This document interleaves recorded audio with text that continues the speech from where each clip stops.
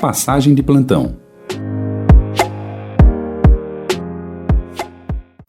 Olá pessoal, bom dia, boa tarde, boa noite para todos aqueles que nos ouvem. Esse é o nosso podcast Passagem de Plantão. Eu sou a Lígia Rosseto Ratti, fisioterapeuta, supervisora da UTI Adulto e líder do time de comunicação do Núcleo de Segurança do Hospital de Clínicas da Unicamp. Eu gostaria de agradecer hoje aqui a presença no estúdio da Rádio e TV da Unicamp, da nossa convidada, da Márcia Bio. Muito obrigada por aceitar o nosso convite, Márcia. A doutora Márcia ela é formada em medicina na Unicamp, com residência em pneumologia na mesma instituição, formação em cuidados paliativos pelo Instituto Pallium Latino-Americano e trabalha na área de cuidados paliativos desde 2011 em instituições tanto públicas quanto privadas. Desde 2018 está no serviço de cuidados paliativos do HC da Unicamp e hoje nos deu a honra de fazer essa conversa, essa troca de ensino, de ensinamentos, essa troca mesmo com relação à comunicação efetiva. Obrigada, viu, Márcia, pela presença. Eu é que agradeço a oportunidade, é super legal estar conversando aqui com vocês. Espero que a gente consiga trazer algumas informações legais aí para vocês. Com certeza, com certeza. Bom, Márcia, e para todos os ouvintes aqui do nosso podcast, vamos relembrar, né? Qual que é o nosso objetivo do podcast Passagem de Plantão? A ideia aqui é debater e conversar sobre a comunicação efetiva como uma das metas de segurança em saúde e a sua repercussão no ambiente hospitalar, né? Márcia, você vai ouvir muito, a gente ouve no geral, o grande problema é a comunicação. Então, ficou uma única palavra englobando um contexto muito amplo. Então, a gente tem fatiado o problema da comunicação para tentar trazer à tona as raízes ou as vertentes desse contexto, né? E hoje nós vamos aprender com a experiência da doutora Márcia, pessoal, no âmbito da comunicação, entendendo os conceitos éticos primordiais para que a gente possa unir a prática assistencial e a comunicação de forma humanizada e efetiva. Parece que a gente sempre fala mais do mesmo, né, Márcia? Mas eu acho que nunca é demais a gente voltar nessa questão básica da comunicação e em todo o conceito mais profundo que ela agrega diante da assistência tanto hospitalar, ambulatorial, né? E a gente vai falar também um pouquinho sobre essas técnicas que a gente chama de negociáveis na comunicação, tanto com os familiares quanto com a equipe, né, a interação equipe-multi, e além disso, como lidar com situações de comunicação difícil. Vamos ver se a gente consegue debater aí todos esses temas, né, Márcia? E para a gente começar, Márcia, por gentileza, conta um pouquinho para a gente aí da sua rotina de trabalho, de vida, para a gente entender um pouquinho da sua fase aí, de como é que tem sido. Bom, eu trabalhei muitos anos em serviços privados, né, e a comunicação sempre foi um problema, então não é para a gente achar que é porque a gente está numa instituição pública grande que é mais difícil, não, a comunicação é difícil independente da instituição, né, então assim, minha rotina veio de serviços privados e agora há 5 anos eu estou aqui no Serviço de Cuidado Paliativo da Unicamp e eu também trabalho num serviço privado aqui da região de Campinas e também sempre atendendo paciente de alta complexidade, né? Então, são os pacientes com múltiplas doenças crônicas.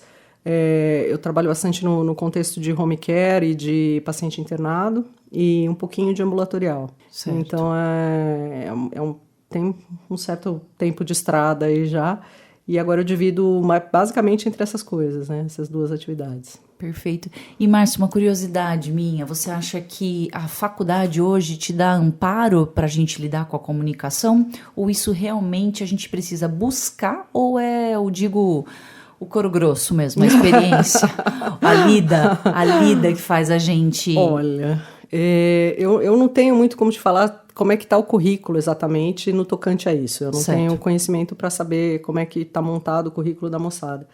Na minha época de formada, e assim, eu não vou falar que ano eu me formei, mas eu era da 27ª turma da faculdade, então já imagina, né? Tem um certo tempo de formada.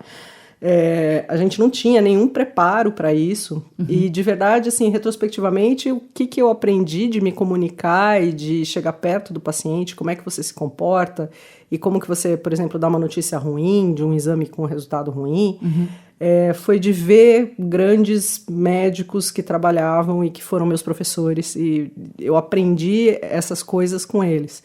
Só que chegou num ponto da carreira em que eu estava entendendo que essas ferramentas estavam poucas. Entendi. E aí, realmente, eu tive que procurar formação, né, específica. O curso de cuidado paliativo, ele pega uma grande parte da carga horária dele é em comunicação. Porque o que é difícil do que a gente faz não é a dose da droga. Por exemplo, eu quero saber como é que eu controlo dor, como é que eu controlo vômito. Isso você abre qualquer livro e tá lá a dose, não tem mágica. Agora, como que você se aproxima de um paciente, olha no olho dele e fala que a doença dele não tem cura? Como que você faz a comunicação de que aquele tratamento que o paciente estava super investido não deu certo? Certo. Então, essas coisas a gente precisa usar de ferramentas de comunicação mesmo, que eu acho, às vezes, até eu fico me perguntando, falo assim, mas isso aqui escapa do saber médico, né, do rótulo da de grade saber curricular, né? Completamente. Então, assim, e você saber o quanto que o paciente aguenta saber daquela notícia ou não.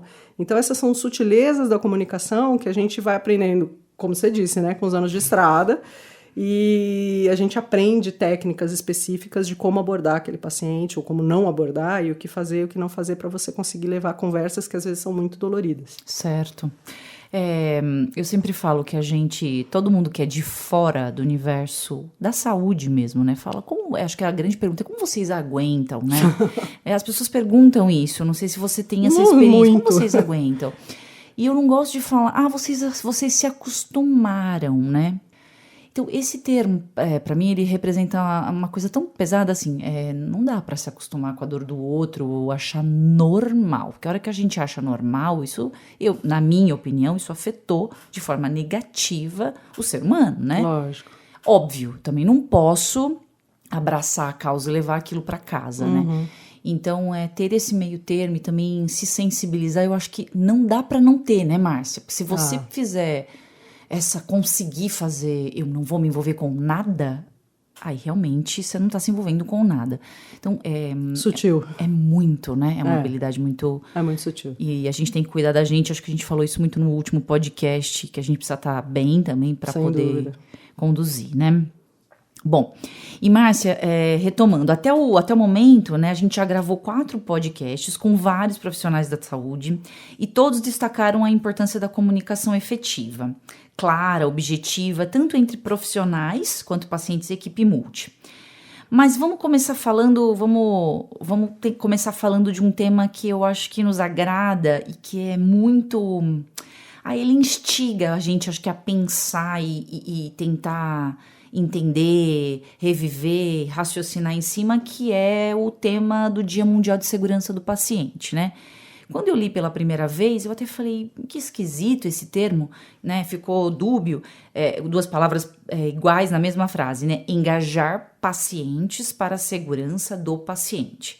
Mas eu acho que ela abre um leque tão grande para a gente debater, que em termos de comunicação, Márcia, como que você pensa nesse tema e como lidar e melhorar esse modelo? Uma pergunta dificílima, mas vamos lá. Vamos lá. Eu não sei se eu tenho as respostas, né? Mas vamos lá, da experiência, assim. Eu acho que isso é uma coisa muito preciosa, assim. E a repetição de engajar o paciente na segurança do paciente, ele tem um efeito de fazer você refletir. Falar assim, eu tô nessa assistência, mas eu não tô sozinha. Eu, profissional de saúde. Tem um outro cara aqui que está participando comigo desse processo e que se eu não passar as informações que eu tenho para ele da maneira mais adequada, ele não vai conseguir se envolver e fazer a parte dele.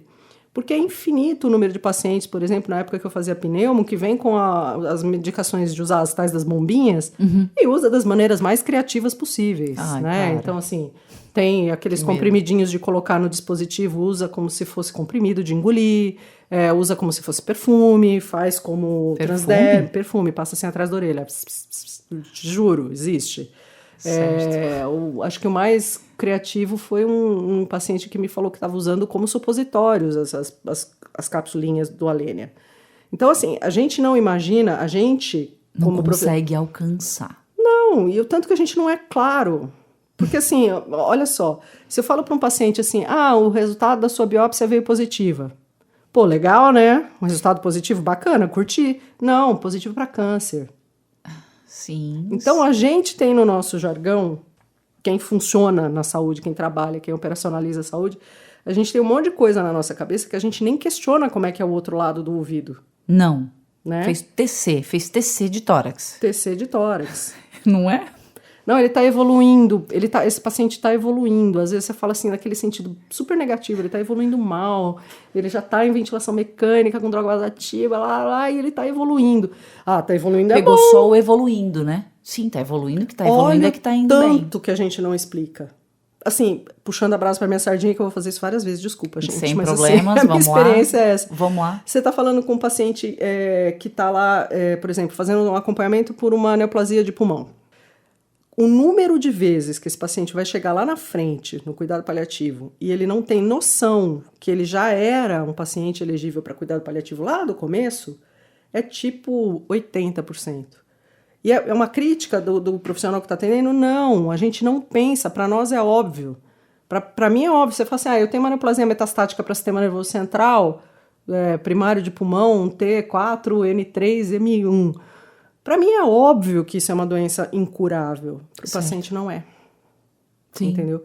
Então, eu acho que esse engajamento, ele tem que sair desde o comecinho, quando a gente tem que explicar para o paciente o beabá. E assim, isso vai fazer muita diferença no acompanhamento dele e nos resultados que a gente vai obter. Porque um paciente que sabe certinho o que está acontecendo com o tratamento dele, ele vai fazer escolhas muito melhores. Eu estou falando do paliativão lá, do caso complicado lá na frente, mas imagina um hipertenso, que está, por exemplo, no PSF. Ele tem uma consulta lá com a enfermagem lá, e a enfermagem explica certinho para ele, comunica com uma maneira clara, que não fala mediquês, fala uma língua que o paciente entenda. Certo. E ela explica para ele, fala assim, olha, se o senhor não tratar essa pressão alta do senhor, a pressão alta, mais o colesterol, mais o diabetes, isso aqui vai desaguar num monte de complicação lá na frente. É super importante que o senhor se motive para fazer uma atividade física. Eu tenho certeza. Claro, tem paciente que é tigrão e ele vai ser gordão e ele vai comer tudo que ele quiser na vida e ele não vai seguir... Que não processa, né? Informação, sim. E eu acho, até num extremo, assim, que isso também é da autonomia do paciente. Se a vida dele é aquilo, se é daquele jeito que ele quer viver, a gente não tem direito de impor. Mas eu tenho a obrigação de dar para ele a informação correta. Fala assim, seu José, o senhor quer continuar comendo bistequinha, o senhor adora tomar uma cervejinha, o senhor curte tomar uma pinga antes da cervejinha para abrir o apetite, beleza, o senhor fuma e o senhor é diabético. Eu não vou interferir na maneira do senhor levar a sua vida, porque são as escolhas do senhor. Só que saiba que as complicações são XYZ. E não num contexto da gente culpabilizar e nem de você colocar assim, o senhor faz o que o senhor quiser, mas o senhor vai morrer. E com o pé picadinho. Não é isso. Entendi. É uma comunicação empática. Empático. Você ouvir o que é o importante para aquela pessoa e você entender, no contexto da vida dele, o que é importante você passar para ele. Para que ele se engaje no tratamento. Então, isso a gente está falando de medicina primária, né? De prevenção primária. Mais ou menos, né? Porque já tem um diagnóstico de uma hipertensão aí. Mas, assim, a comunicação ela tem que ser clara e fazer sentido para o paciente desde aquilo lá. A hora que a gente está dentro do hospital é 1000 vezes pior. E, Márcia, você não acha também que a gente entra numa fala geral e a gente acaba adotando ela? Eles não vão entender. Esse paciente eles não entendem. Você pode falar, mas eles não entendem. E aí, esse não entende, a gente acaba não falando. Exato. Porque realmente é uma repetição. Mas quem que não sabe que se você beber, fumar e comer o toicinho e a pinga para abrir o apetite, você não vai... Não sei. Não, eu preciso falar. Exato. Essa é a minha função. Acho que a gente Exato. cai no globalzão do tipo, eles o nível social, ou não sei o que, eles não vão entender o grau de escolaridade. Não, mas eu preciso falar. Óbvio que daí cabe ao profissional da área da saúde, né? Adaptar a linguagem, né? O senhor tem que comer salmão. Não, isso. Querida. Ômega. Nozes, por favor. Isso. Não. Mas não dá para seguir nesse sistema da salsicha. Exato. A gente reconhece, né, onde você tá. Então, eu acho que também a gente precisa sair dessas coisas de você entrar no que todo mundo fala, né? Exato. Eles não vão entender. Não adianta nada, Márcia, você falar, porque ninguém vai entender. Será? Preciso. Precisa, né? E assim, eu acho engajar uma palavra bem legal, assim, porque ela denota tanto que o paciente tem que tomar, ele tem que se apossar daquela situação dele. Tá, então eu sou um diabético, eu não posso comer um doce nunca mais? Não. Se o senhor fizer atividade física, se o senhor ponderar direitinho o remédio, a gente consegue fazer o senhor comer um docinho de vez em quando. E tá beleza. Ah, mas a glicemia não vai ficar exatamente naquele pontinho do consenso brasileiro de controle do diabetes. Ok, gente. Então, assim, um pouco de flexibilidade para todo lado e isso traz segurança, porque à medida que o paciente confia na equipe de saúde que está cuidando dele e entende do que está sendo falado, ele vai se engajar muito mais. Isso. E no beira-leito, Márcia, por exemplo, engajar o paciente para a segurança do paciente. Eu não sei se existe alguma regra na comunicação não violenta, a gente tem algumas coisas, do tipo, isso faz sentido para você? O senhor entendeu o que a gente está falando? Ou às vezes eu até acho, seu fulano, só um minutinho, o senhor não está entendendo nada dessa conversa, já a gente vai fazer a tradução para o senhor e o senhor vai entender, vamos lá. Fazer essa conexão se o paciente está acordado ou a família se está participando. E eu acho que a gente não tem esse hábito. De forma nenhuma. Hospital, escola, então... Eu até entendo, assim, mas Lígia, você quer que o universo, que a gente permaneça no hospital 30 horas, 50 horas por dia, entende? Mas a gente precisa regular essa discussão de como é a ação da droga vasoativa. Sim. E olhar para o paciente e falar, pera lá, que daqui 2 minutos nós vamos fazer a tradução simultânea. Exato. E eu acho que a gente não tem. Não tem. Não tem, não faz e não presta atenção nisso como se isso não fosse importante. E é uma pena, assim, porque quando você fala, assim, a segurança do paciente de uma maneira mais ampla, por exemplo, um paciente que está engajado no tratamento que ele está recebendo e ele está entendendo certinho o que é, ele ajuda a enfermagem a fazer a dupla checagem de medicação que está sendo feita.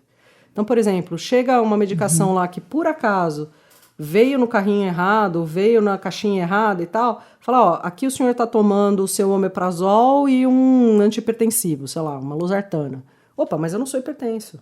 Porque o cara sabe que ele não é hipertenso. Sim. E ele sabe o que é uma losartana. Então, assim, isso não é conhecimento acadêmico. Isso nem assim, fala assim, mas o paciente que a gente atende aqui é muito simples, ele não vai entender. Não, se você falar para ele que ele vai tomar um remedinho para o diabetes, um remedinho para pressão alta, ele vai saber que ele vai tomar um remedinho para pressão alta e um remedinho para o diabetes. Sim. E se a enfermeira chegar lá com um remedinho para qualquer outra coisa, ele vai falar, esse remédio não é meu. Então, na verdade, ele tá colaborando super com a segurança dele. Com você mesmo. E com o serviço, né? Então, assim, a gente fala que, às vezes, a gente fica nessa postura meio assim de, quanto menos ele souber, melhor, porque ele vai me dar menos trabalho. Não é verdade. Porque ele pode contribuir com várias coisas. Então, um paciente que está lúcido, que você precisa que ele fique de repouso por um motivo qualquer, sei lá, infartou, está com uma instabilidade na coluna, sei lá, que coisa. Se você chegar para ele e explicar, e de repente vem alguém fazer um raio-x e fala assim, o senhor senta na cama um pouquinho para mim? Ele fala, opa, eu não posso sentar. Exato. Então, são coisas que previnem lesões dos pacientes e que são super simples de fazer. É só você chegar para ele e explicar o que está acontecendo. Sim. Então, e acho que é aquilo que a gente conversou um pouco, né? É um misto de bom senso. Então, engajar pacientes para a segurança. Bom senso, respeito, princípios éticos e tentar ser um pouco mais paciente. Não sei. Não é fácil, né, Márcia? Não, a vida, na correria não é fácil. Não é fácil. Fácil é falar no podcast aqui, certo? Aqui, sentadinha de boa. Todo mundo tem que ter paciência. Mas eu acho que é além. Uma vez eu estava numa situação, em um determinado hospital, e eu presenciei uma paciente chegando do centro cirúrgico, né? E a paciente... centro cirúrgico, vamos lá. Nua, com dor, chegando num ambiente gélido, certo? UTI. E sendo transferida pra cama. E ela começou a gritar. E aí as pessoas que estavam fazendo falaram, mas meu Deus, a senhora tem que colaborar. Então eu falei assim, olhando aquela cena de fora, a gente pode estar julgando, mas eu acho que assim, calma, gente. Olha a situação que a pessoa tá. Isso. É um grau de vulnerabilidade tremendo. Você tá morrendo de dor. Você não tem uma vez, você tá sem roupa. Um monte de gente estranha, te mexendo. Aquela barulho e dor e acesso. Então, assim... Será que correu tudo bem na minha cirurgia? Ai, como é que eu tô? O que aconteceu? Eu tô acordando. Isso. Então, assim, não dá pra gente se acostumar. De novo aquela questão do acostumar, né? E aí que eu falo que faz diferença quando um familiar tá ali. Né, Márcia? Essa chegada, tô aqui, eu vou te ajudar... essa questão da humanização que a gente precisa ainda caminhar bastante para chegar, para aprender, certo? Eu acho, né? Sem dúvida. Ô, Márcia, e aqui um dos nossos desafios enquanto Hospital de Clínicas da Unicamp é exatamente esse processo da humanização, né? Integrar família, paciente, equipe multi, no que envolve a comunicação mesmo, né? Como que você avalia esse novo processo de trabalho e quais as regras e dicas inegociáveis para a gente se comunicar? O que você acha? Acho que a primeira coisa inegociável que a gente tem que ter é um negócio que parece dessa linha aí que você tá falando. Pô, mas a puta correria do plantão, eu vou ter que fazer isso aqui ainda. Vai. É escuta empática. O que é uma escuta empática? Você sentar ali e você realmente ouvir o que o paciente tem para te falar. Porque eu tô recebendo o paciente no plantão, eu tô preocupada com a droga vasoativa, com o parâmetro do ventilador, com a analgesia, blá, blá, blá, blá. O paciente está preocupado que ele esqueceu de deixar o potinho de comida do cachorro dele para fora. Sim. E a gente não tem a menor ideia disso. Ah, mas isso não é da conta da equipe de saúde. Isso é da conta da equipe de saúde, porque se ele acordar mais ou menos de alguma sedação que ele está usando dentro da UTI, por exemplo, e ele começar a falar, sem falar lé com cré, que o cachorro dele está passando fome, você vai achar que ele está doidão. E ele não está no delírio, ele só está preocupadíssimo com aquilo. Então, a primeira coisa é que tem que escutar. Tem que escutar o paciente, ver se ele entendeu onde ele está, o que está acontecendo, qual que é da família. A gente já pegou família aqui dentro do hospital que, assim, tinha um paciente internado e 2 irmãos do paciente se revezavam para ficar com ele. Certo. Então, beleza, um dia você vê um irmão, um dia você vê a irmã. Cada dia você vê um. Só que sabe onde estava o irmão que não estava com o paciente? Ele estava dentro do carro, sem ter onde comer, sem ter um banheiro disponível, sem tomar banho. Não tinha grana para comprar um salgadinho. E ele ficava o dia inteiro ali esperando chegar a vez dele trocar de lugar com a outra irmã que estava dentro com o paciente. Quer dizer, se você não tem uma escuta para ver o que está acontecendo com essa família, para você conseguir encaminhar para o serviço social, ver uma instituição onde o cara possa passar a noite, tomar um banho, lavar uma roupa, não tem como a gente dar uma assistência de qualidade se você não ouviu tudo isso que está acontecendo. Sim, Márcia. Eu não estou nem chegando na segurança ainda do paciente, porque esse paciente... Márcia, mas agora você vai abraçar o hospital inteiro. Não é isso. Não é todo mundo que precisa dessa atenção. Graças a Deus, não é todo mundo que precisa dessa atenção, mas para os que precisam, isso faz muita diferença. Então, não tem como você falar de um processo de humanização se você não está prestando atenção na desgraceira social que está em volta daquela história. Então, assim, eu acho que a primeira regra é essa, assim, de você ouvir o que está acontecendo, de onde esse paciente veio e o que ele traz, né, para a relação. Vamos falar que você está fazendo uma relação nova ali, terapêutica, né, de médico, de equipe de saúde com o paciente. O que ele trouxe para essa relação? Ele já traz, além do estresse da doença dele, um tremendo estresse social. Às vezes tem menor em casa que está desacompanhado. Tem gente que, como ele não está trabalhando, ele não tem dinheiro para botar comida em casa. A gente já ouviu situações mais diversas e desgracentas dentro do hospital. Então, se você não tiver uma escuta para isso, você não consegue humanizar isso daí, porque a gente foca na coisa errada. Geralmente, o que a gente está muito preocupado não é o que está preocupando o paciente. E nem o familiar, né? Nem o familiar. A gente faz muita conferência familiar em cuidado paliativo e, assim, é super comum a gente ir cheio de dado técnico na cabeça. A tomografia de não sei quando, a ureia, a creatinina, você sabe detalhe, cheio de coisa. E chega lá, o que a família quer é que o pastor da igreja possa entrar para fazer a visita. Então, assim, se a gente não tem essa escuta aberta, você não vai descobrir nunca que é isso que está deixando a família tensa. E, Márcia, eu vivi um pouco isso na pele. Meu pai teve internado no começo do ano e eu percebi que eu passei isso para os meus irmãos.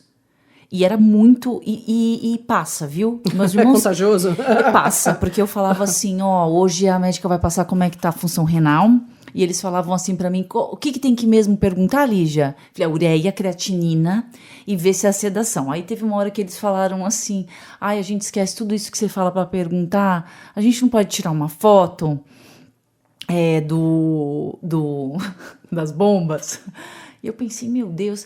E aí, quando às vezes entrava o destreinado, que era minha mãe, ela tinha um outro olhar. Isso, exato. Ele tava tão gelado, né? Olha só. Eu falei, gelado? Mas não tá com droga vasoativa, não tá com nada, por que tava gelado? Olha só, né? Ela falou, tava tão branco. Entendi, é uma outra visão. Exato. Não tá comendo nada, né, Lígia? Eu falei, mãe... E aí, eu mesma comecei a me questionar. O que era o semblante, se ele estava bem cuidado. Tá com dor, não tá com dor, barbeadinho. Pai, tiraram seu bigode, né? Tiraram o bigode dele sem ele deixar. Nunca vi meu pai sem bigode. Eu cheguei, olhei e falei, que estranho, tem alguma coisa. Porque tava entubado ainda. Bigode. Falei, putz, o bigode.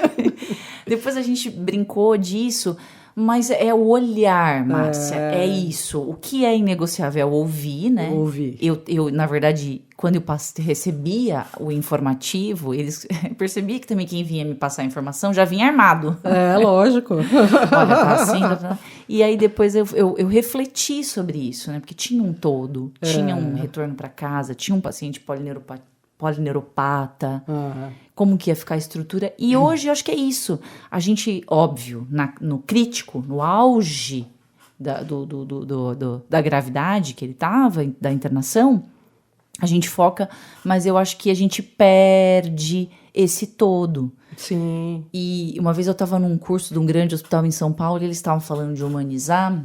Eu até olhei como é que era a humanização com a Nutri. Então, pessoal, no aniversário do paciente, você tem que promover algo bem interessante. Eu pensei, nossa, que legal, vamos ver o que é. Era um brigadeiro belga que entregava numa caixa. Eu falei, Certo. olha só como são as realidades, né, Márcia? É completamente diferente. Talvez se a gente fizesse algo no aniversário do paciente que fosse sei lá, nem sei, né, o leite que não vem no copo plástico, que fosse numa canequinha, durinho, tal. Então esse olhar da comunicação, o que o senhor quer? Isso, tudo. Para alimentação de conforto. Uma alimentação, um prato afetivo, se a gente conseguisse, né? Aí a gente já passa para minha segunda coisa inegociável, que eu acho que é inegociável, que a gente manca muito, é ser realmente interdisciplinar. Porque a Nutri, ela só pode trazer que seja um pedacinho de bolo de fubá para o paciente, se ela tiver conversado com a fono para saber se o paciente está deglutindo ou não, com o plantonista para saber se ele pode comer aquele negócio que ele quer, se tem uma condição no plano de cuidado dele, se faz sentido ele receber aquela alimentação. Então, eu acho que para conseguir humanizar de verdade o atendimento, se a gente não abrir um pouquinho a caixinha, porque o médico vai lá e ele faz a prescrição médica. A físio chega lá, vai tentar desmamar da ventilação mecânica. A fono vai lá, vai ver se... Bom, a fono, no nosso caso, às vezes não vai, né? Assim, não tem. Sim. Mas, assim, quando você tem uma fono na equipe, ela vai lá e ela vai ver se tem condição de você tirar sonda nasointeral ou não, se o paciente está deglutindo ou não. Mas aquela conversa interdisciplinar realmente que tem que acontecer para você conseguir tomar conta de casos complexos como a gente tem dentro desse hospital, a gente não tem. Então, é muito médico-cêntrico ainda. Eu falo isso assim, por um olhar, exatamente o que você falou, né? O olhar que vem de fora. Eu fiquei muito tempo trabalhando num hospital privado que tinha equipe interdisciplinar de verdade. Então, a discussão não é um médico falando o passa que ele o caso, tá passa pensando, planos, fala tudo. Aí você só ouve daquele sono, né, Márcia? aquela Na visita. chatice, né? Aquela coisa. E assim, se tem 5 outros profissionais passando visita comigo, eu não fiz as outras 5 faculdades. Exato. Eu não sei o que magiquinha que a fono faz para conseguir tirar uma sonda nasointeral de um paciente que ficou 40 dias no UTI. Eu não entendo mais, assim, quase nada de ventilação mecânica. Então, assim, e se você não faz esse plano de cuidado legal e interdisciplinar, por exemplo, eu posso estar pensando, equipe médica, estou pensando que esse paciente está numa situação em que ele não vai conseguir mais fazer o desmame, porque ele tem uma sarcopenia super grave e ele tem uma pneumonia atrás da outra, e eu sei uma meia dúzia de resultados de exame dele que me indica que esse paciente tem um prognóstico muito ruim. Só que eu não avisei a físio. Então a físio segue num protocolo de desmame como se ele fosse um paciente agudo que vai entrar em desmame. Exatamente. Então, assim, eu não posso humanizar e tratar esse paciente como um todo se eu não tenho nenhuma equipe como um todo. Se eu tenho um monte de coisinha picada que não conversa entre si. Então, eu acho que a segunda coisa negociável para você conseguir humanizar mesmo o tratamento e fazer um tratamento de melhor qualidade é você inserir todo mundo. Inclusive, porque assim, é uma parte da humanização que é você humanizar o seu tratamento, o seu atendimento para o paciente. E a outra parte de você humanizar é todo mundo estar trabalhando contente ali onde está, entendendo qual é o sentido do que você está fazendo. Agora, se eu estou ali me lascando para tentar fechar uma ferida, por exemplo, vamos falar de úlcera por pressão. Certo. Eu tô lá me revirando em curativo e isso e aquilo e tal, e a equipe médica já entendeu que aquele paciente tem um tipo de úlcera que é de terminalidade, que esse paciente não vai conseguir cicatrizar essa úlcera, porque a situação clínica dele já não permite mais que ele faça esse processo de cicatrização. Eu, médico, sei da condição global do paciente. A enfermagem sabe tudo do curativo. Só que se eu não instrumentalizá-las com informação técnica sobre o que eu estou vendo do resto do paciente, como é que ela vai adivinhar? Então aí eu tenho uma enfermeira que está se lascando para conseguir fazer a cicatrização de uma lesão que não vai fechar. E que para o lado da físio, o que eu tenho... Olha só que discussão ampla. O que é a reabilitação nesse caso? O que é trazer de volta a função? Qual eu vou função? sentar esse paciente, fazer ele sentir tanta dor porque ele está com uma lesão sacral? Ah, mas a reabilitação eu tenho que tirar do leito é mobilização precoce, não é esse o protocolo? Mobilizar precoce. Chegou com tudo. Protocolo, né? Falou outra palavra que é fantástica. Tira do leito e tal. Será? Exato.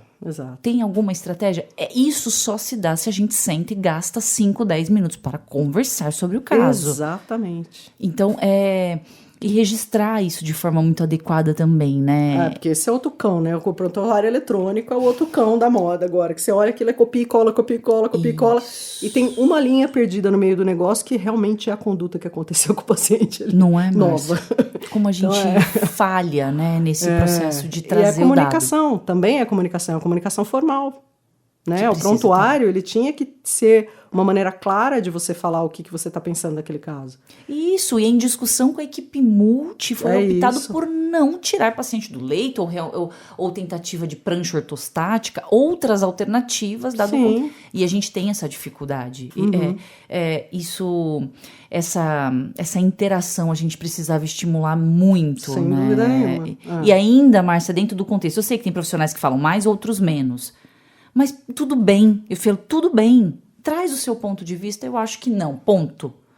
Tem que ter espaço, né? Isso. Porque, por exemplo, se é uma pessoa mais tímida, se é uma pessoa que não gosta de se expor e tal, um pouco mais insegura ou mais nova na formação, sei lá, e tem um bando de cara que você fala, nossa, esses caras aqui, quem sou eu para falar? Se você é a enfermeira que está ali passando aquela visita, você é a enfermeira e o conhecimento que você tem é seu. É seu. Isso eu sempre super fui a favor. Compartilhe conosco porque é teu. É seu. Isso. Eu sou médica, eu não sei nada além do necessário de ferida. Tem toda hora sai material diferente para você fazer curativo e tal e pá. E isso é a expertise delas. Então, eu acho que essa humanização, ela tem que passar... A gente tem que olhar pro coleguinha que está trabalhando ali do lado também. Porque ele também fica muito desgastado de não ser incluído no cuidado programado para o paciente. Com certeza. Então, acho que é um segundo passo bem inegociável. Bem inegociável, né? Ô, Márcia, e ainda dentro dessa humanização, eu não sei se você concorda comigo, a gente tem muita barreira, né? Quando a gente fala em atendimento, eu acho que tanto no nível hospitalar quanto... acho que domiciliar um pouco menos. Mas, por exemplo, numa conduta específica que você queira retirar o paciente do leito, tirar ele do leito, né? Sedestação, ortostatismo, isso muitas vezes requer auxílio. E tem pacientes que não são fáceis. Então, tô voltando a humanizar e engajar. Então, seu João, a gente precisa sair da cama, a gente vai sentar. Eu não vou. Isso que eu falo, essa barreira... Se a gente consegue humanizar e ter esse conceito, não é só que o outro profissional pode me ajudar. Mas sabe a ideia e a estratégia? Passo 1, paciente não quer? Passo 2. Será que essa família ficando aqui não consegue nos ajudar? Opa! Entende? Olha, sua esposa vem hoje à tarde, ela vai ajudar a gente a sentar. Então, essa interação, estratégia 1, 2, 3, a gente perde lá na primeira que ele falou que ele não quer. Não, e na escuta, ele não quer por quê? Por que ele não quer? Porque eu tô morrendo de dor, onde já se viu, você vai me derrubar do seu tamanho? A dor. Tratou a dor? Se você não tratar a dor dele, ele não vai confiar em você. Eu tô aqui, eu tô dentro do hospital, eu tô com dor, ninguém me perguntou se eu tô com dor? Então, assim, perguntas abertas são sempre uma boa estratégia de comunicação. O senhor não quer? O senhor não quer agora? O senhor não quer nunca? O que tá acontecendo? Tem paciente que tem medo de cair. Não, você é miudinha, você não vai me levantar. Então, nós vamos ter que trazer 2 pessoas para ele criar confiança em mim. Então, assim, parece que nessa minha conversa aqui, que eu estou sempre sobrecarregando a equipe de saúde, como sendo sempre mais uma responsabilidade dela de dar um jeito, né? Mas eu acho que a gente é muito acostumado assim, isso não dá para fazer. Isso eu não tenho perna, isso eu não vou.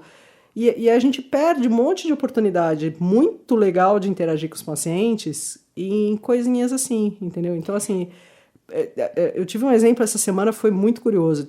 Me chamaram, uma equipe me chamou, uma paciente muito difícil, super depressiva, com uma doença ruim, muito difícil o caso. E ela não estava querendo conversar com ninguém. Uhum. E eu entrei no quarto com aquela cara de buco-moco, né? Tudo bem com você? E aí, como é que é e tal? E ela olhando para baixo, não querendo falar nada. Eu falei, a senhora fica fazendo o quê aqui dentro do quarto o dia inteiro? Eu fico olhando para a televisão desligada, tentando não pensar. Ui. E uma das dúvidas que a gente tinha é se ela estava com compreensão ou não do que estava acontecendo com ela. Tá. E a hora que ela me deu essa frase, eu já entendo que, assim, se ela tá tentando não pensar é porque ela tá com um problemão, né? Ela já sacou que ela tá com esse problemão, mesmo que ela não queira verbalizar e não queira discutir isso com a Não equipe. quero nem refletir, não quero falar sobre isso. Aí eu falei pra ela, tá, e a senhora, quando a senhora tá em casa, assim, o que a senhora gosta de fazer? Eu gosto de rezar. Tá. E a senhora tem uma Bíblia aqui? Não. Eu saí. Cheguei no posto de enfermagem, conversei com a amiguinha enfermeira lá. A amiguinha enfermeira me sacou uma Bíblia, não sei da onde.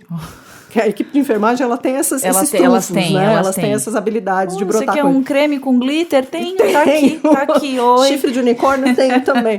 Então, foi isso que essa enfermeira fez. Não, eu tenho aqui, E eu levei ela para paciente. No dia seguinte, quando eu entrei no quarto, eu fui recebida com um sorriso, assim, de orelha a orelha. Eu falei, de o algo que é isso? simples. É a escuta empática. Então, assim, não adianta eu chegar para esse paciente, eu botar um carimbão na testa dele e falar assim, paciente difícil, não quer colaborar com o tratamento. Eu não sei qual é a dor dele. Então, assim, por isso que eu coloquei que a escuta é realmente o primeiro passo. Porque se eu não entender o que está acontecendo com aquele ser humano ali, eu não vou conseguir ajudar. Nossa, isso é muito essa escuta empática. E aí, Márcia, eu vou te fazer vou te colocar uma situação que você já deve ter vivenciado, né? Pacientes com condições sociais, assim, adversas e durante passagem de plantão ou de visita multi, são colocadas informações que, na verdade, não iriam agregar em nada. A família não vem. E ele fez isso no passado. Então, assim, eu acho que a gente também precisa falar disso. E, assim, é muito difícil. Eu cheguei a falar, doutora Márcia, enquanto a senhora estava passando o caso, você viu que o paciente estava acordado e ele ouviu que ele... Ele era um alcoólatra. Ou que ele usava drogas desde criança. Pois é. Porque eu acho também... isso é uma linha muito tênue. Mas ele sabe, ele que fez mesmo, eu já ouvi isso. Se ele não souber isso, quem que não vai saber? Mas eu acho que a gente... Pera lá. Tem a informação que é da rede social. Você não acha que você quer postar? Você posta. Mas isso vai... Ainda quando a gente fala de etilismo, drogadição, muitas vezes isso interfere na conduta, ok? Sim. Mas parece que a irmã dele... Então, acho que esse é o que você acha, Márcia? Eu acho que a gente tem que separar duas coisas dessa informação. Às vezes, essas informações são muito preciosas. E, às vezes, cai na mão da equipe de enfermagem, porque elas ficam mais tempo direto com o paciente e elas veem as visitas, elas ouvem as conversas. Às vezes, os familiares desabafam com elas e tal. Né? Então, tem uma parte dessas histórias que são importantes, assim, pra gente depois fazer, por exemplo, um plano de... Tô lá eu, de novo, no cuidado paliativo. Não mas, tem assim, problema, bora lá. A gente fazer um plano de cuidado para casa, de como é que vai ser a recepção desse paciente em casa, quem que vai ser a rede de apoio e tal. Então, essas informações, elas não são desprezíveis. Eu acho que o que a gente tem que tomar cuidado é que, assim, às vezes a gente fala assim, não tem que julgar. Não tem jeito. O nosso cérebro neandertal é treinado para julgar as coisas.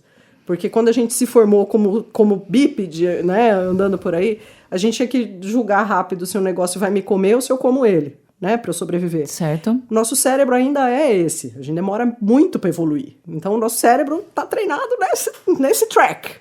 Então, assim, o que a gente faz? A gente tem que saber quais são os nossos preconceitos, os nossos fantasminhas. E digo nosso assim, cada um saber o seu. Porque eu não posso deixar que os meus julgamentos interfiram na conduta que eu vou ter com o paciente. Então, nesses discursos, geralmente, eu li isso em algum lugar, né? O que você diz, o que você comenta sobre uma pessoa fala mais sobre você mesmo do que sobre a pessoa. Sim. Então, é a gente saindo, né? A nossa personalidadezinha, nosso ego escapando nessas frestinhas de julgamento que a gente expõe, às vezes. E isso pode ser extremamente dolorido para famílias. A gente já ouviu aqui falar assim, vem a sobrinha e fala assim, puxa, minha tia ficou tristíssima, porque ela estava na visita e passou no plantão que a família não vem. A gente não vem porque a gente não tem dinheiro.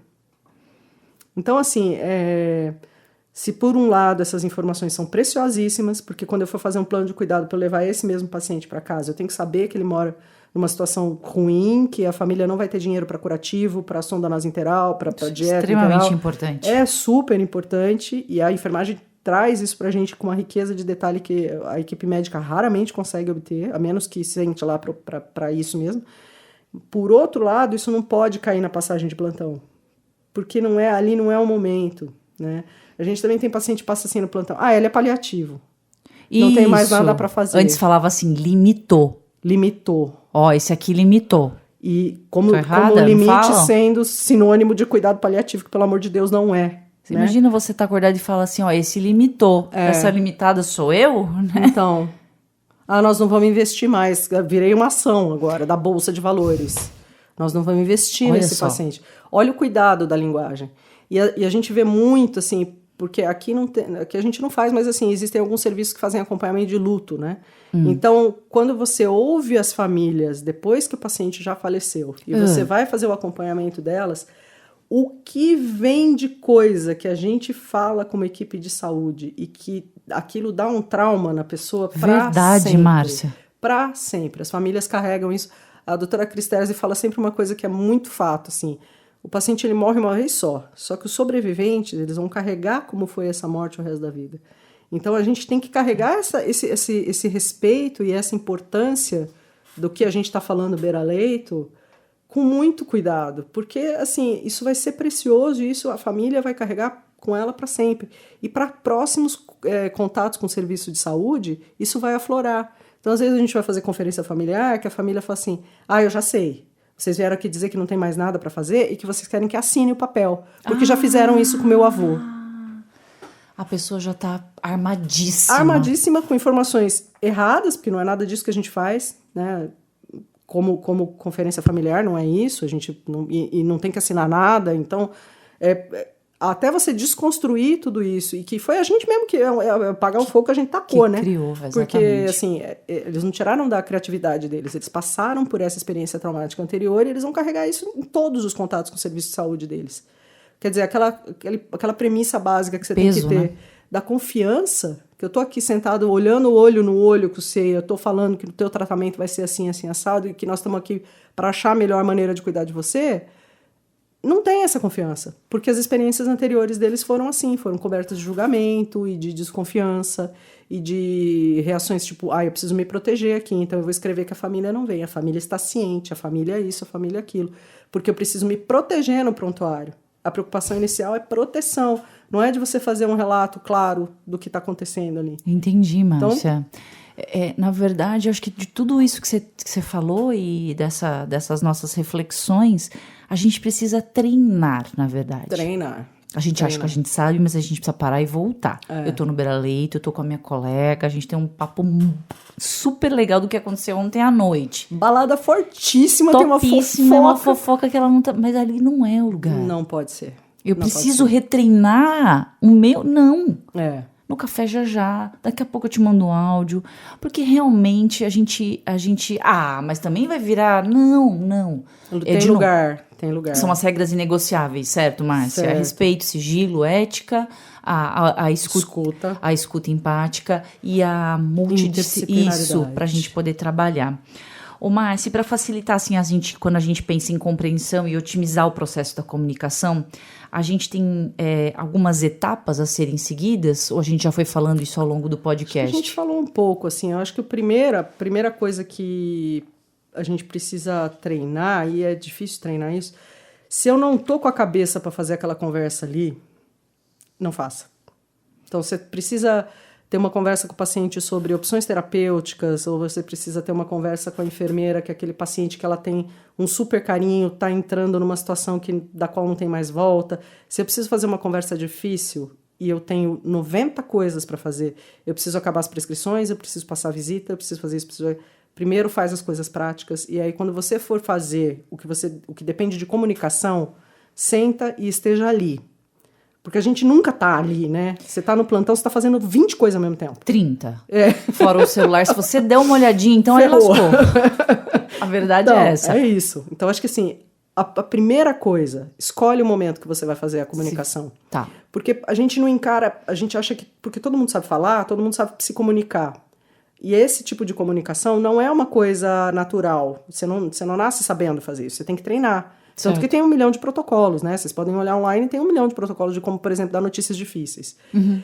A comunicação ela tem que ser encarada como um procedimento. Se eu vou passar um acesso central, eu vou me paramentar, eu vou pegar o equipamento, eu vou pegar uma hora que está tranquilinha, vou botar o paciente na posição certa, vou limpar, vou colocar campo. Não vou fazer tudo isso? Comunicação é a mesma coisa. Nunca tinha parado para pensar desse jeito, Márcia. Juro. É um procedimento. Mas é um procedimento. E ele tem que ser visto com o mesmo cuidado de um procedimento. Porque aí o que eu faço? Eu deixo para fazer essas comunicações. Por exemplo, eu tô lá prescrevendo. E aí, a família do paciente tal tá aqui. Aí você fala, putz, esse paciente pode não chegar no final do plantão, é melhor eu conversar com essa família já. Só que você vai lá conversar, você sabe que você largou as suas prescrições na metade. Que tem que mandar na farmácia até no horário X. Lascou-se que eu tenho também. que ver o outro paciente ali, porque ele estava meio instável, a PA dele estava meio esquisita, eu tenho que ir lá olhar. E eu vou conversar com aquela família, querendo que a conversa dure 5 minutos, com a minha agenda. Eu preciso falar para essa família que esse paciente não está evoluindo bem, e que as coisas não estão bem, porque eu tenho que deixá-los avisados e cientes. Eu não vou ter tempo de ouvir o que eles estão sabendo do caso. De repente eu vou chegar lá e eu vou falar um monte de coisa que não interessa para eles. As perguntas deles eu não vou ter tempo de ouvir nem de responder. Entendi. Então, a comunicação ela não pode ser feita de qualquer jeito. Ela tem que ter preparo, separo. E da mesma maneira, por exemplo, se você me der uma apendicé para fazer, e eu não souber, eu estou no Alto Xingu e eu tenho que fazer uma apendicé, eu vou abrir o livro lá e vou ler. Incisão, assim, assim, assado. Eu posso ler ali como é que eu estou fazendo aquilo, mas eu não estou preparada para fazer aquilo. Então, a comunicação é a mesma coisa. O fato de você conhecer o protocolo Spikes, por exemplo, que é um protocolo para notícias difíceis, né? Notícias... O fato de eu ler aquilo lá não quer dizer que eu estou preparado para aquela comunicação. Entendi. Tem todo um planejamento e um treinamento. Um treinamento para aquilo. Eu não tô legal naquele dia. Eu tive um dia ruim, eu quebrei o pau com meu marido, cheguei aqui, o plantão tá do avesso. Eu não tô boa para fazer essa conversa. Eu não posso fazer. Hoje não. Eu não posso fazer. Porque assim, você vai lá e você vai fazer, você vai marcar, você vai fazer aquela cicatriz naquela família, ou naquele paciente. Que vai perdurar, né, Márcia? E aí, de repente, você não consegue evoluir nos planos e nas conversas que você precisa fazer, porque deu tudo errado ali. E você rompeu a confiança com aquele paciente. Então, eu acho que a primeira etapa da comunicação é respeitar a comunicação. E entender o peso que ela pode ter na evolução daquele caso. Todo mundo acha que sabe, mas não é assim. Exato. Tá joia. Eu acho que essa é uma etapa Essa é uma etapa bem importante, certo. Uma outra etapa bem importante é que, assim... Isso em qualquer hospital grande acontece, as equipes rodam muito, né? Então, Sim. Você está no plantão par, você está no plantão ímpar, você está de no dia, posto você está de X. noite, você trocou de posto e tal. Uma coisa que não pode acontecer na comunicação é a família ou o paciente perceber que você não sabe o caso dele direito. E isso acontece super com frequência. Super com frequência, em públicos, privados, em todo lugar onde eu já andei, como acompanhante de paciente, como médica. Sim, como familiar eu falei, não, ele fez tal procedimento. Ah, fez? Quando? Cadê? Não me passaram. Você fala, ui. Né? Aí você fala assim, não, ele não pode fazer tal coisa porque o médico disse assim, assim, assim. Aí sabe o que é? Que hoje é meu primeiro dia aqui, eu vim do outro posto. Então, eu acho que comunicação ela tem que andar muito abraçada com confiança. Como é que eu vou confiar numa pessoa que está lá com a responsabilidade do cuidado do meu familiar se o cara não sabe o básico do caso? Então, assim, não tem, assim, a passagem de plantão ela precisa ser concisa, mas ela precisa conter tudo que é importante naquele caso. Então, a gente tem que falar, assim, se ater a coisas muito importantes e à medida do possível que o plantão deixa, você vai lá e tira mais informaçãozinha, vê direitinho quem que é aquele caso antes de você sair. Difícil, né, Márcia? Dificílimo. Porque eu falo que a passagem de plantão, eu trabalho muito isso com a equipe da Físio, a gente, na verdade, enquanto time, a gente tentou padronizar, tanto para enfermagem quanto para fisioterapia, a mnemônica SBAR. Para a equipe médica, a gente ainda não conseguiu, mas estamos tentando. Mas eu falo que o momento da passagem de plantão é algo tão complexo. Tem o que tá chegando, que vai encarar, e tem o que tá louco para ir embora. Louco para ir embora. 12, 6, independente, ok?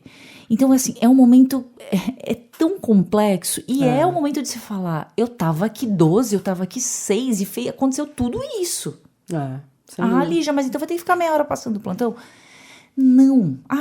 Eu gosto quando chega assim, então eu tô de férias, tô voltando hoje. Você me passa um pouco da história, você fala, não. Não, eu tô 7h15, eu tô caindo, eu não sei mais nem meu nome. Entende? Então, assim, é um momento que acho que é isso que você falou. Respira um pouco, porque precisa ter. E se realmente eu tenho esse processo de humanização e do familiar, talvez ele saiba mais da história do que você mesmo. Exato.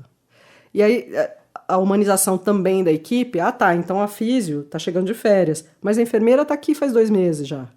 Ela sabe, ela conhece o caso. Se eu tiver uma dúvida no meio do plantão, é ela que é a referência, porque ela já conhece a dona Aparecida, entendeu? Sim. E ela eu não gosto de usar essa palavra, mas ela tá empoderada o suficiente do caso, ela sabe o suficiente do que está sendo programado para esse paciente, para ela poder passar para a equipe.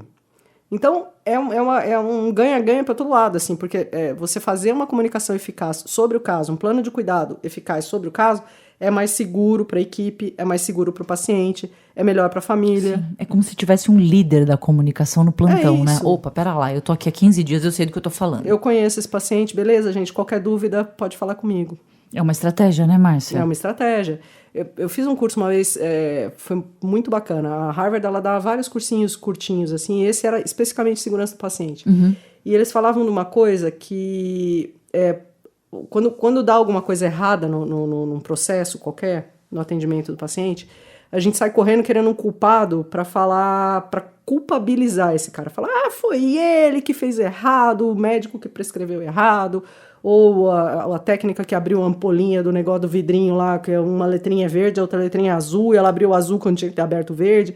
A gente sai atrás dessas coisas, e era essa a visão, quando eu cheguei para fazer esse curso, era essa a visão que eu tinha, assim, falar, ninguém vai querer abrir que cometeu um erro aqui, porque ele vai ser crucificado. Apontado. Né? E esse curso me abriu a cabeça, assim, não, o cara não erra sozinho. Se ele foi lá e abriu o vidrinho errado, ele não acordou de manhã e falou assim, hoje eu vou ferrar um paciente. Não, ele acordou e ele chegou no plantão que tava uma puta confusão, pegou um carrinho bagunçado, porque o plantão anterior já foi confuso, a farmácia não tinha medicação para entregar, montaram o carrinho diferente, e ele foi fazer a medicação correndo e ele abriu o remédio errado. Então, você faz um levantamento do processo e você vê os erros do processo que levaram aquele cara a cometer aquele erro fatal ali. Ele é só a pontinha do iceberg. E é por isso que é importante aparecer para a segurança do paciente quem foi que cometeu o erro, porque ele não vai ser o Cristo para ser pregado na cruz. Ele vai ser o cara que vai apontar todos os erros anteriores que aconteceram naquele processo. Então, quando a gente fala assim, vai ter um líder da comunicação, um cara que vai puxar para si a responsabilidade, eu vejo hoje em dia muito medo de puxar para si qualquer responsabilidade, por causa da culpabilização. Porque você vai ser culpada daquele erro. Não é que o plantão estava de um jeito, as coisas aconteceram, o headcount está errado, tem gente a menos trabalhando, ou sei lá, todas as coisas. Alguém desligou o alarme. Alguém desligou o alarme, sei lá, pisaram no caninho. Infinitos erros que podem acontecer. Que estamos sujeitos, né? Sim. Lógico. Certo. Né? Então, assim, eu acho que esse é um negócio importante, assim, a gente está ficando tímido de assumir essas posturas, que você falou do líder de comunicação, porque, putz, grila, e aí, se eu der uma informação e não era isso? A culpa é minha. Entendi. Não é culpa, isso é responsabilidade, é sua responsabilidade. Ao mesmo tempo que eu acho que todo mundo da equipe tem que ter o mesmo espaço de voz e falar ali dentro com a mesma propriedade dentro do seu saber, também tem que assumir a responsabilidade do que falou. Acho. E então, de falou e de como agiu. De como agiu, exato. E nisso, mas eu acho que entra num contexto. Eu sei que a gente tem um acúmulo de funções. plantão. É insano? É. Mas eu acho que a gente às vezes perde de não sentar numa situação que foi difícil, que pode ser uma comunicação difícil, que pode ser a perda de um paciente, Sim. Que pode ser uma parada cardio que você não esperava, né? Enfim, uma série de situações, uma admissão que foi muito cheia de intercorrências, e que eu falo que isso seria tão... Lígia, mas isso é o sonho. Pode ser o sonho, mas assim, vamos lá. Vem cá, vamos sentar aqui. Márcia, o que você achou que aconteceu? Puxa vida, vocês viram que aconteceu isso, eu já tinha notado, o HB não tinha sido passado. Perfeito. Essa troca, não exatamente para falar, tá vendo, Márcia, você não checou o HB. Exato. Não é a pessoa, é o processo. É o processo.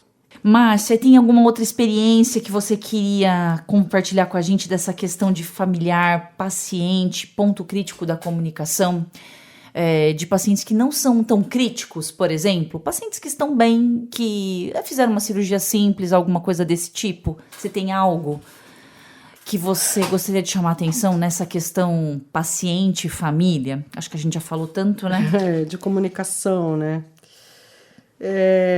Eu acho que o essencial é que a gente tenha clareza, primeiro nós, equipe técnica, do que nós estamos fazendo com o paciente. Porque aqui, nesse hospital principalmente, a gente trata de casos muito complexos. E não é incomum ter mais do que uma disciplina cuidando de um paciente. E aí, se a gente não tiver uma comunicação efetiva entre as disciplinas, né, a hora que você chega ali, por exemplo, eu sou de uma disciplina cirúrgica e o paciente também é cuidado pela equipe clínica. Eu vou passar a informação da cirurgia e não vou levar em conta do ponto de vista clínico. Sei lá, de repente o paciente está com uma tremenda uma arritmia, a cirurgia foi maravilhosa, mas a arritmia dele está o capeta. E aí? Eu preciso. Assim, se a gente não comunicar, eu vou chegar para a família e falar assim, a cirurgia foi um sucesso, e o paciente para na cara da família, fala, pô, que cirurgia que foi um sucesso?